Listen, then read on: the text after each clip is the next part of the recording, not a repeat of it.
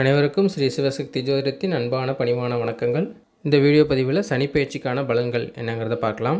வருகின்ற மார்ச் 29, 2025 அன்று சனி பகவான் கும்பராசியிலிருந்து மீனராசிக்கு இடம்பெறுகிறார். இவ்வாறான பெயர்ச்சியின் மூலம் சனி பகவான் 12 ராசிக்காரர்களுக்கும் என்னென்ன நன்மை தீமைகளை செய்ய இருக்கிறார் என்பதை ஒவ்வொன்றா தனித்தனியாக நம்ம விரிவாக பார்க்கலாம். துலாம் ராசிக்கான சனிப்பெயர்ச்சி பலன்கள் என்னென்னங்கிறத பார்க்கலாம். இதுவரை சனி பகவான் கும்பராசியில் இருந்து கொண்டு பஞ்சமச்சனியாக இருந்தவர் இப்பொழுது ரோகச்சனியாக மீன ராசிக்கு இடம்பெறுகிறார். துலாம் ராசிக்காரர்களுக்கு 6ஆம் வீட்டிற்கு சனி பகவான் வருகிறார். 6ஆம் வீடு என்பது கடன், நோய், எதிரிகளை குறிக்கக்கூடிய ஸ்தானம். அப்பேற்பட்ட ஸ்தானத்திற்கு சனி பகவான் வரும்பொழுது அது துலாம் ராசிக்காரர்களுக்கு நன்மையே தருவார். அதனால் பயப்பட தேவையில்லை. ரோகச்சனி அப்படிங்கிறது சில உடல் தொந்தரவுகள் மட்டும் கொடுப்பார், சில நோய்களை வர வைப்பார். அப்போது நாம் என்ன பண்ணணும் அப்படின்னா அதில் மட்டும் கூடுதல் கவனமாக இருக்கணும். சரியான நேரத்தில் தூக்கம், சரியான நேரத்தில் சாப்பாடு, தண்ணீர், இந்த மாதிரி நம்மளுடைய உடலை கண்ட்ரோலாக வச்சுக்கிட்டோம். உடற்பயிற்சி இதெல்லாம் நம்ம பண்ணும்போது நம்முடைய உடல் சீராக இருக்கும் பட்சத்தில் இந்த ரோகச்சனியானது துலாம் ராசிக்காரர்களை பெருசும் பாதிக்காது. அது மட்டும் அல்லாமல் அவர் மீனராசியில் இருந்து கொண்டு 8ஆம் வீட்டையும் பார்வையில் பார்க்கும் பொழுது ஆரோக்கியத்தில் சில கவனங்கள் கண்டிப்பாக எடுத்துக்கொள்ள வேண்டும். அதே மாதிரி இதுவரை எடுத்து வந்த முயற்சிகளில் இடையூறுகளை சந்தித்திருப்பீர்கள். இனி அதில் வெற்றி காணுவதற்கான நேரமும் கூட. வெளியூர் பயணங்கள், வெளிநாட்டு பயணங்கள் ஒரு நல்ல ஒரு முன்னேற்றத்தை கொடுக்கும். வெளிநாட்டு யாராவது முயற்சி பண்ணிட்டு இருந்தாங்க அப்படின்னா இந்த நேரத்தில் அதை முயற்சி பண்ணாங்கன்னா அவங்களுக்கு அது கைகூடும். அதேபோல் ஆண்களாக இருப்பின் பெண்களிடத்திலும், பெண்களாக இருப்பின் ஆண்களிடத்திலும் மிகவும் கவனம் தேவை. ஏன்னா 12ஆம் இடத்தை அவர் நேரடியாக பார்வையால் பார்க்கும் பொழுது சில பிரச்சனைகளை உருவாக்குவார். தூக்கம் கெடுவதற்கான வாய்ப்புகள் அதிகம். ஸோ இது ஓய்வில்லாமல் உழைக்கக்கூடிய நேரம் இது. நீண்ட தூர பயணங்கள், பாத யாத்திரைகள், இந்த மாதிரியான பயணங்கள் மேற்கொள்வீர்கள். அதேபோல் இளைய சகோதர சகோதரிகளுக்கிடையே ஏதாவது மனக்கசப்பு இருப்பின் அது தீர்வதற்கான நேரம் இது. தனக்கு கீழே வேலை பார்ப்பவர்களிடையே உறவுகள் பலப்படும். தைரியம், வீரியம், தன்னம்பிக்கை இதெல்லாமே உங்களுக்கு கொஞ்சம் அதிகமாகும். காதல் கைகூடும் நேரம் இது. வீடு, வண்டி, வாகனம், இடம், சொத்து சுகம் சேர்ப்பதற்கான வாய்ப்புகளும் அதிகம். தாயின் உடல்நிலையில் அதிக கவனம் தேவை. வாழ்க்கை வசதிகள் கூடுவதற்கான அற்புதமான நேரம் இது. அதே மாதிரி உயர்கல்விகள் படிப்பவர்களுக்கு கண்டிப்பாக இது ஒரு நல்ல முன்னேற்றத்தை கொடுக்கும். இதுவரை குழந்தைகள் இல்லை அப்படிங்கிற ஒரு பிரச்சனை இருந்துச்சு அப்படின்னா கண்டிப்பாக இந்த டைமில், இந்த 2.5 வருஷ காலத்தில் குழந்தை கண்டிப்பாக உண்டு. பூர்வீக சொத்துக்கள் ஏதாவது வில்லங்கள் இருந்துச்சு அப்படின்னா இந்த நேரத்தில் அது உங்களுக்கு சால்வ் ஆகும். புகழ், அந்தஸ்து, கௌரவம் கூடும். குலதெய்வ அனுகிரகம் கண்டிப்பாக உண்டு. மொத்தத்தில் துலாம் ராசிக்காரர்களுக்கு பார்த்திங்கன்னா எல்லாமே உங்களுக்கு ப்ளஸ் தான். ஒன்று உடல் ஆரோக்கியத்தில் மட்டும் கொஞ்சம் கவனம் தேவை.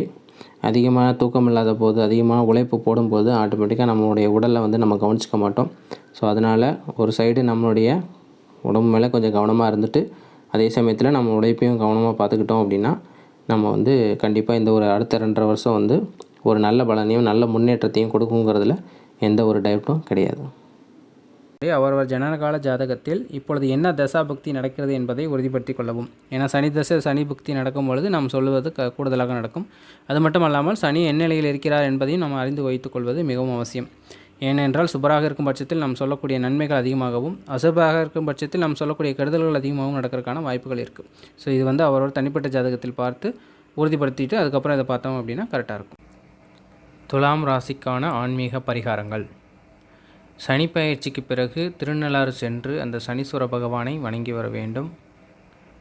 அடுத்ததாக பார்த்தீர்கள் என்றால் திருச்சியில் உள்ள ஸ்ரீரங்க பெருமாள் கோவிலுக்கு சென்று அந்த பெருமாளை தரிசித்து வர வேண்டும். பிறகு திருப்பதியில் உள்ள காளஹஸ்தி என்கிற கோவிலுக்கு சென்று அந்த சிவ வழிபாடு செய்ய வேண்டும். இது மட்டுமல்லாமல் ஒவ்வொரு வெள்ளிக்கிழமையும் மாலை வேளையில் வீட்டில் மகாலட்சுமி யோகம் கிடைக்க மகாலட்சுமியை வழிபட நமக்கு வரக்கூடிய இந்த ரோகச்சனியானது உடல் தொந்தரவுகளை குறைத்து நல்ல ஒரு பொருளாதார முன்னேற்றத்தை கொடுக்கும் என்பதில் எந்த ஒரு டவுட்டும் கிடையாது. ஸோ தொடர்ந்து முயற்சி பண்ணி பாருங்கள், வெற்றி நிச்சயம். அடுத்ததாக வாழ்வியல் பரிகாரம் என்னங்கிறத பார்த்துருவோம். ஸோ ஆன்மீக பரிகாரத்தோடு சேர்த்து இந்த வாழ்வியல் பரிகாரமும் பண்ணால் மட்டும்தான் நமக்கு முழு பலனும் கிடைக்கும். ஸோ அதனால் இதை சொல்லிடுறேன். இது 12 ராசிக்காரங்களுக்கும் பொதுவானவை தான். இது எப்படின்னா கிரகத்தை வச்சு நம்ம சொல்கிறது. ஒவ்வொரு கிரகத்திற்கும் ஒரு தனித்தன்மை உண்டு. அதில் சனி பகவானுக்கென்று சில சிறப்பம்சங்கள் உண்டு. அவர் நீதிமான், நேர்மைக்கு தவறாதவர், கடமை தவறாதவர், ஸோ பாவ புண்ணிய கணக்கை பார்த்து நமக்கு பனிஷ்மெண்ட் கொடுக்குறவர். அப்பேற்பட்ட கடவுள்கிட்ட நம்ம எப்படி இருக்கணும்னா சில விஷயங்களை மாற்றி நம்ம கொஞ்சம் டிசிப்ளினாக இருக்கணும். அது என்னென்னங்கிறத நான் ஒன் பை ஒன்னாக சொல்கிறேன், நீங்கள் நோட் பண்ணிங்க. இது சின்ன சின்ன வாழ்வியல் பரிகாரம் தான், எல்லாராலையும் பண்ணக்கூடிய விஷயந்தான். இதை பண்ணும்போது நம்ம வாழ்க்கையில் சில மாற்றங்கள் நம்ம கண் கூட நம்மளால் பார்க்க முடியும். ஸோ இது அனுபவ ரீதியாக நம்ம சொல்கிறது தான், நோட் பண்ணிங்க. இது பார்த்திங்கன்னா நம்ம அந்த ஆணவம், கர்வம், தலைக்கணம் இந்த மாதிரியான குணாதிசயங்கள் அவருக்கு சுத்தமாக பிடிக்காது. சனி பகவானுக்கு வந்து அடிபணிஞ்சு போகிறது, சரணடைகிறது தான் விரும்புவார். அப்படிப்பட்டவர்கிட்ட போய் நான் யார் தெரியுமா அப்படின்னு நம்ம கேட்டோன்னு வச்சுங்களேன், அவர் யாருன்ட்டு காமிச்சிட்டு போயிடுவார். ஸோ அப்பேற்பட்ட சனி பகவான் வந்து நம்ம அவர்கிட்ட கொஞ்சம் அடங்கியிருக்க தான் நமக்கு நல்லது. ஸோ அப்படிங்கும்போது நம்ம அந்த நான் யார் அப்படிங்கிறது, தற்பெருமை பேசுகிறது, ஆணவத்தில் ஆடுறது, இது எல்லாத்தையும் நம்ம குறைச்சிக்கிறது ரொம்ப ரொம்ப முக்கியம். அடுத்ததாக பார்த்திங்கன்னா மூத்தோர்களை மதிக்க வேண்டும், பெரியவங்களை மதிக்கணும், வாய் வார்த்தைகளில் ரொம்ப கவனமாக இருக்கணும். அடுத்ததாக கடமையை சரிவர செய்யணும். ஏன்னா சனி பகவான் வந்து கடமைக்காரகன் அல்லவா. ஸோ கடமைக்காரகனுக்கு நாம் கடமையை செய்தோம் அப்படின்னா அவருடைய கர்மா வந்து நமக்கு பெரிதளவில் பாதிக்காது. இங்கு கடமை என்பது பொறுப்பு. ஒவ்வொருவருக்கும் அவரவருக்கு தனித்தகுந்தப்போ நமக்கு வந்து பொறுப்புகள் மாறுபடும். ஸோ அது பொறுப்புகளை நம்ம தட்டி கழிக்காமல் இருந்தாலே நமக்கு வந்து பாதி கர்மா கழியும். அடுத்தது பார்த்திங்க அப்படின்னா ஊனமுற்றவர்களிட உதவி செய்யணும். ஊனமுற்றவர்களுக்கு உதவி செஞ்சோம் அப்படின்னா அது பன்மடங்கு நமக்கு புண்ணியங்கள் சேரும், கர்மாக்கள் கழியும். சப்போஸ் நம்மளால் இப்போ உதவி செய்ய முடியாட்டியும் கூட அவங்கள பார்த்தா ஏதாவது ஏளனமாக பார்க்குறது, இழிவாக பேசுகிறது, நக்கல் நையாண்டி செய்கிறது, இதெல்லாம் எதுவுமே பண்ணிடாதீங்க. ரொம்ப ரொம்ப பெரிய கர்மாவாக மாறிடும். ஸோ அந்த விஷயத்தில் ரொம்பவே கவனமாக இருக்கணும். அடுத்ததாக பார்த்திங்கன்னா நம்ம ஏற்கனவே சொன்ன மாதிரி ஒரு நீதிமான் அப்படிங்கிறனால இந்த பொய் பித்தலாட்டம் பண்ணுறது, கேடித்தனம் பண்ணுறது, தில்லுமுள்ளு செஞ்சு ஏதாவது சாதிக்கிறது, இதெல்லாம் பண்ணிகிட்டு இருந்தோம் அப்படின்னா இனிமேல் இந்த முக்கியமாக பார்த்திங்கன்னா இந்த 7.5 சனி சொல்லக்கூடிய சில ராசிகளில் 7.5 ஆண்டுகள் வந்து ரொம்பவே அந்த மாதிரிலாம் பண்ணவே கூடாது. பண்ணோம் அப்படின்னா அது காலத்துக்கும் அது நம்மளுக்கு வந்து கர்மாவை பதிஞ்சு நம்ம பனிஷ்மெண்ட் வாங்குற மாதிரி ஆகிடும். ஸோ இந்த மாதிரி சின்ன சின்ன வாழ்வியல் பரிகாரங்கள் நமக்குள்ளே, அதாவது நம்மளுடைய கேரக்டர், நம்மளுடைய ஒழுக்கத்தை நம்ம மேம்படுத்திக்கிட்டோம்னாலும் நமக்கு நன்மை தான் நடக்கும். ஸோ அதை தான் நம்ம இங்கே சொல்ல வருது. ஸோ அதை முடிஞ்ச அளவுக்கு மாற்றிக்க பாருங்கள்.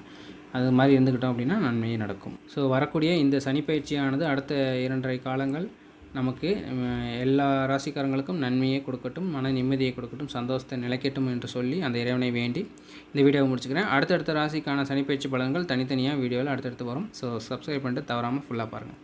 அடுத்த வீடியோ சந்திப்போம். நன்றி, வணக்கம்.